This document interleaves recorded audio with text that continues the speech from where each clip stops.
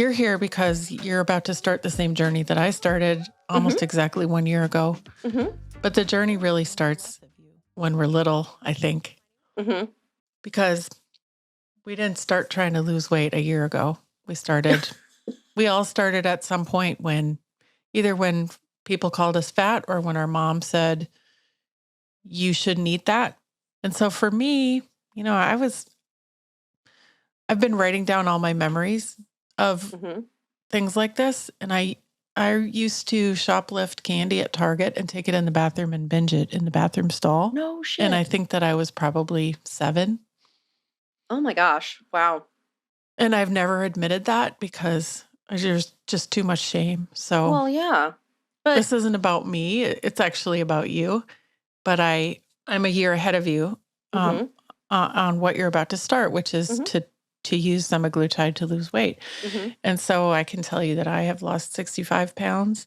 My whole life is different. And Wow.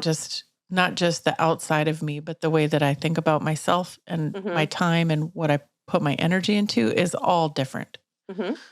So I'm excited to hear how you go through it and the questions. I have the unique ability here to ask you the kind of questions Yeah.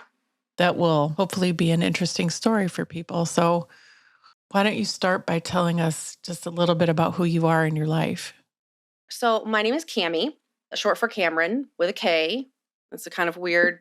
My mom got a little creative when she named me, which was, something I always really appreciated that my name is something that's not common, Ava, again, also not a very common name. So that's, It's not. I used no. to ask people to call me Evelyn because I didn't want to be Eva. Really? Yeah. A lot of people think that my name is short for like Camille.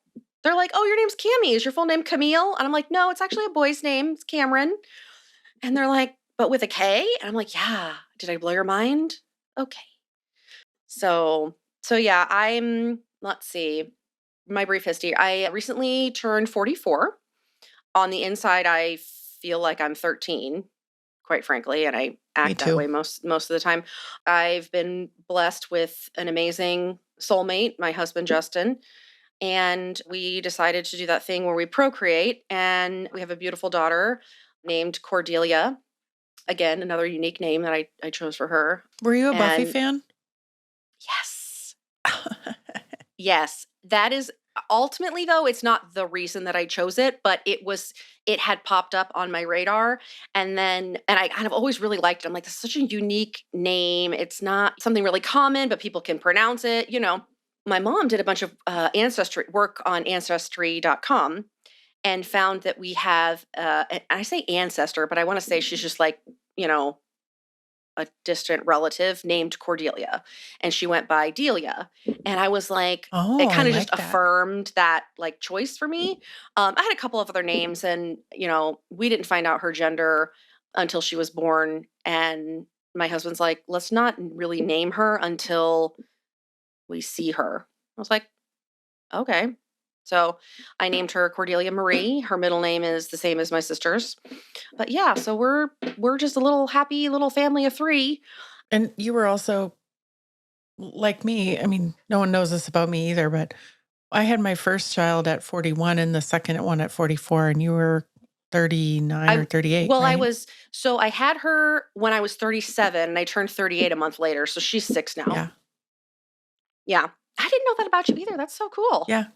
Yeah. I don't regret it at all. I thought that I would. either. I was like, oh my God, I'm going to regret being such an old mom, No, I think it's great.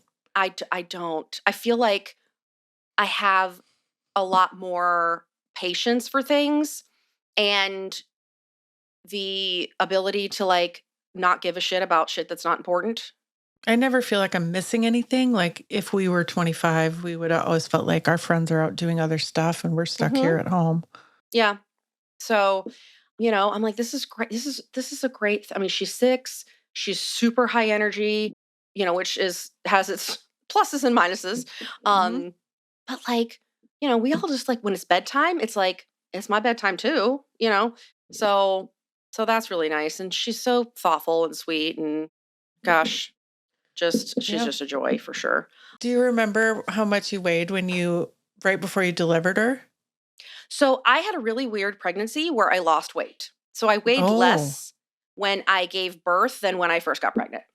wow. Why did that Yeah, happen? because I developed gestational diabetes and I couldn't eat anything, anything. Like every single, like if I walked in the bread aisle, my blood sugar would spike.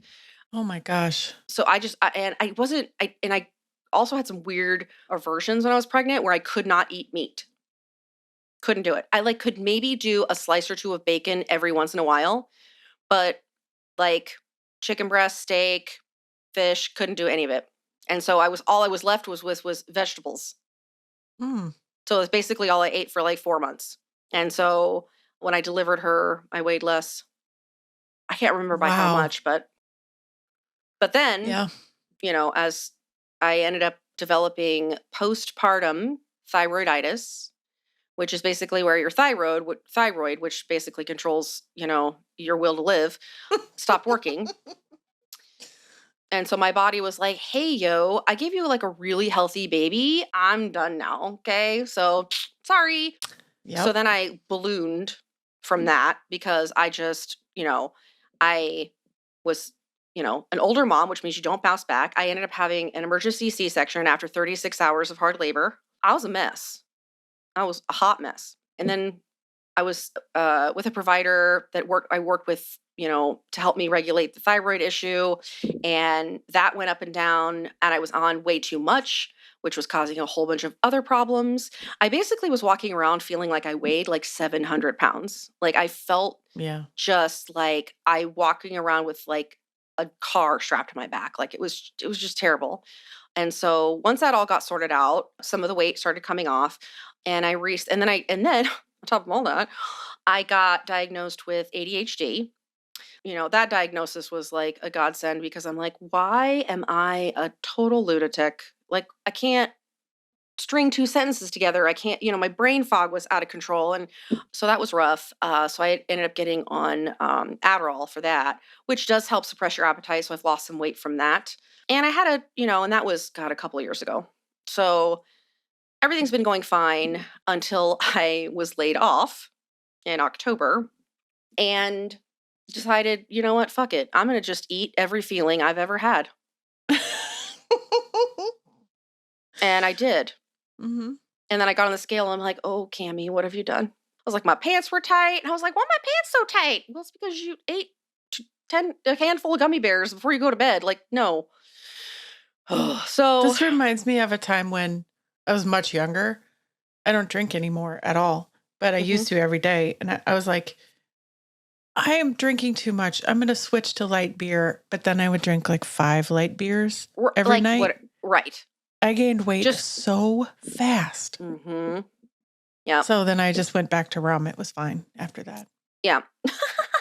Yeah. So now that I've come out of the mist of unemployment, I've decided to start my own company. I'm going to be a freelance real estate transaction manager. I'm working with a specific real estate firm to, basically build my business, Hmm. which is going to give me, all the freedom that I want. I'm super excited to get started with that. That's all starting like I've laid some of the groundwork, but I'll have my first presentation with all the agents next week sometime. And, my mom had mentioned, she's like, Cami, Ava has had a lot of success with this. You should talk to her. And I was like, well, I've heard of it. I don't know a whole lot about it. And so we started kind of researching providers here in Indiana. And I found one. She's a nurse practitioner. She works for a clinic that pretty much just does this thing. And I think they do other things too, but it's, Yeah. weight loss focused.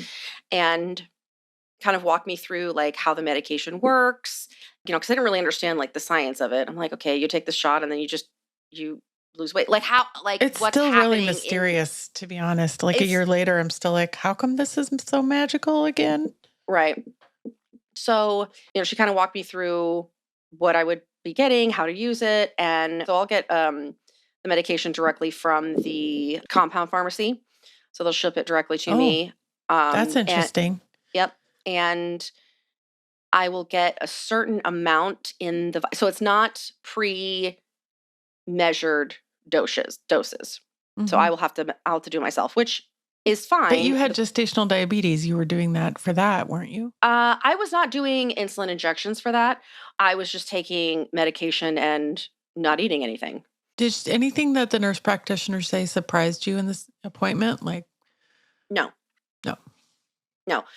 When I was asking her, I was like, well, how does this medication actually work? She says that it delays the release of food out of your stomach. So it Mhm. makes you feel fuller for longer and in turn regulates your insulin and all of that stuff. So having had gestational diabetes and then being diagnosed later with pre-diabetes, I was like, Cammy, this is not a joke.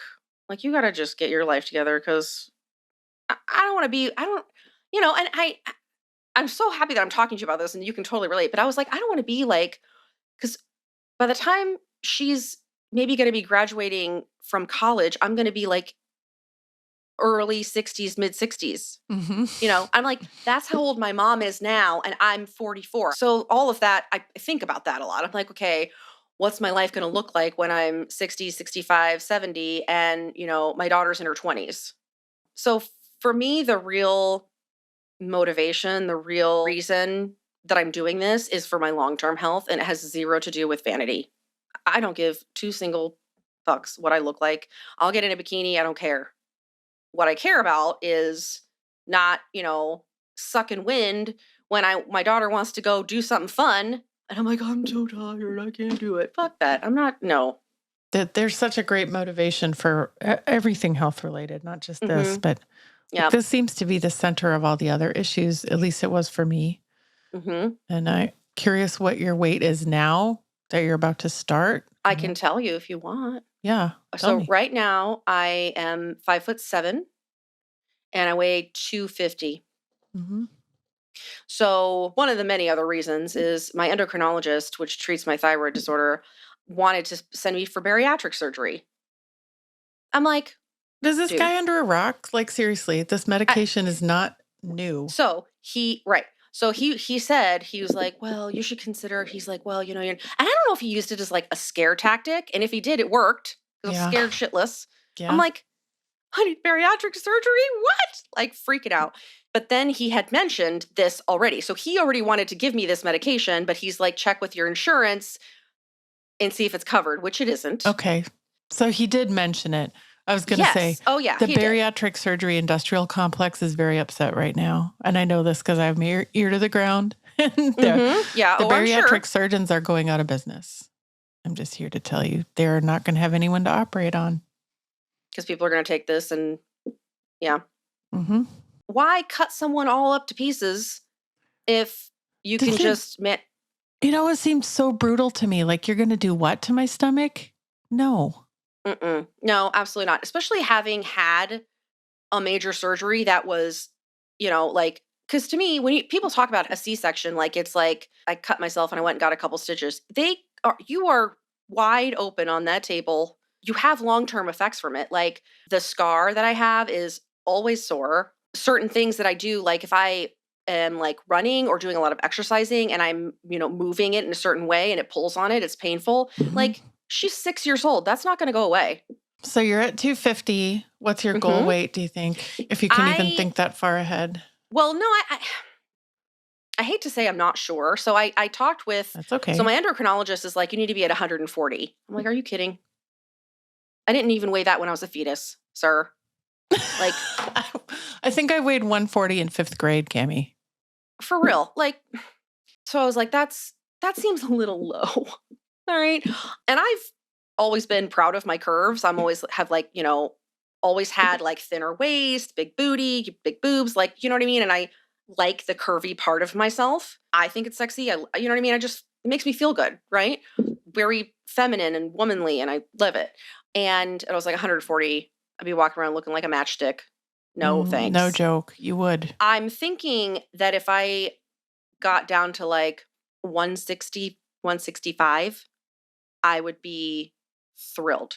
I did ask the nurse practitioner that same question. I said, based on my age and my height, like, what do you think where do you think I should be? And she's like, that's a very difficult question to answer because there's so many variables that go into it.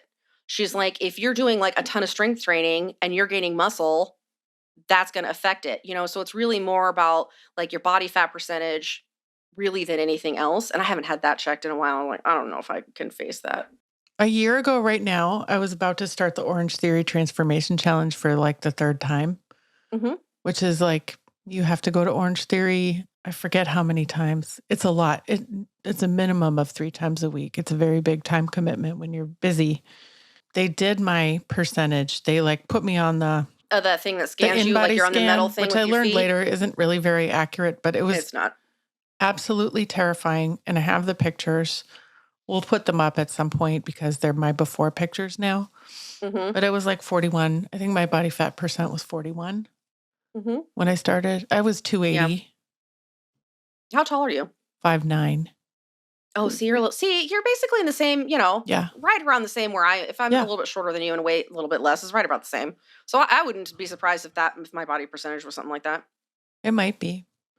And I look at the pictures now and I just can't even believe. I mean, the horrible things I used to say to myself in my mind, if I Hmm. walked past the mirror, the word I always said was hulking. Like, who says that about themselves? That's That's an odd one. horrible. That's odd. Look at you today, girl. You're hulking. Where did you even come up with that word? Well, I'm kind of a word person. I make content for a living. Hmm. I don't know where it came from. But it's like straight It from was somewhere hell. floating around in there. You look great today. You're not having a very hulking day today. Wow. Yeah, I used to really get down on myself about my weight and this, and it was always like I was always trying to like prove something to myself or prove something to other people that I'm worthy and valuable because I've, got a smoking body. And then once I came to a realization that it just absolutely doesn't fucking matter because you can be thin or fat or somewhere in between and you're still who you are on the inside. Like, people are going to love you for that. And I was like, and why would I want to associate myself with somebody who only wants to like be my friend or, my boyfriend for my looks? Like that's stupid. It took me a while to really come to that conclusion or epiphany or whatever you want to call it. So I kind of am just like, I just don't really care what I look like in a bathing suit. I just don't care. And I don't know if it's just because I'm older now and something happens to you when you're over 40 and you just give less and less of a fuck all the time. But that's where I'm at. I don't negative self-talk anymore. I don't do that. I just kind of had to force myself to stop doing it because it was like, would I ever in a million years say what I say to myself to anybody that I care about? And the answer is absolutely not. So why am I saying it to myself? That's totally counterproductive. Hmm. Then I felt like, gosh, this is a really great place to be mentally. I should be here more. So so that's where I'm at, mentally. This isn't for me to struggle with my demons of losing weight. It really is I just want to live longer and I want to be happier. It's really well said, Cammie. Thank you. Well, we're excited to go on this journey with you. I am. Yeah. I mean, I don't care if anybody listens. I'm just excited to hear how things change for you. And I Yeah. hope that everything goes smoothly. There's weird stuff that comes up. And all I can really tell you right now is just take magnesium gummies every day. Don't skip them Okay. because you don't want to get backed up. And when people have complications, that's always the number one thing is like They get they're really not moving. constipated. Yeah, they just don't stuff doesn't move through fast enough. So you just want to keep it moving. And I Right. personally am anti-Miralax because it strips your gut of all its healthy bacteria. Right. It's Yeah. basically antifreeze. Why would we eat it? I don't quite understand that when you have alternatives that aren't polyethylene glycol. Why would you do that?